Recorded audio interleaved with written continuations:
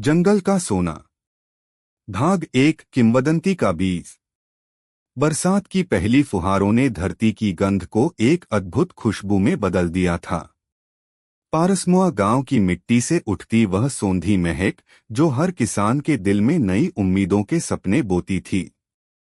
छोटी छोटी झोपड़ियों की कतार, जिनकी छतों पर धुआं उठ रहा था, पहाड़ियों की तलहटी में बसे इस गांव को एक सुंदर चित्र बना रही थीं।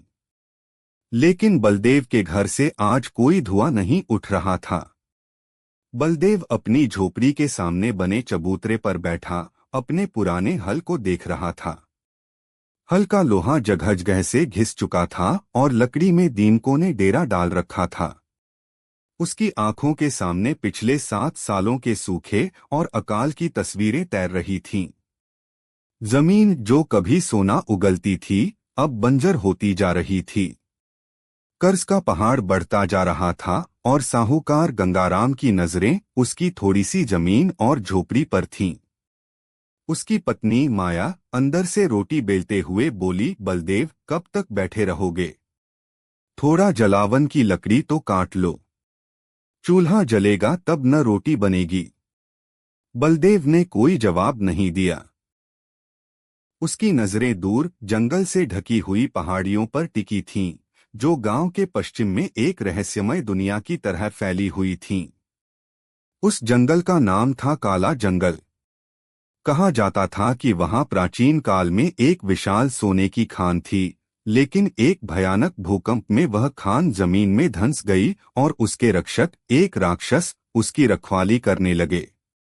अब वह जंगल भूत प्रेतों, जिन्नों और खतरनाक जानवरों का घर था।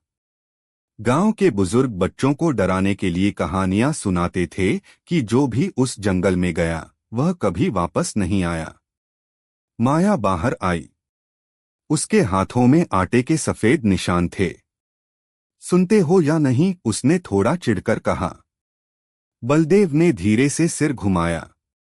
माया, याद है बुआ जी क्या कहा करती थीं? माया चौंकी। क्या?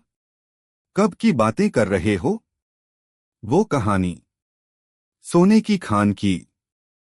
उनके दादाजी, जो एक बहादुर शिकारी थे, उस जंगल में गए थे। उन्होंने एक गुफा देखी थी जिसके अंदर चमकता हुआ सोना था।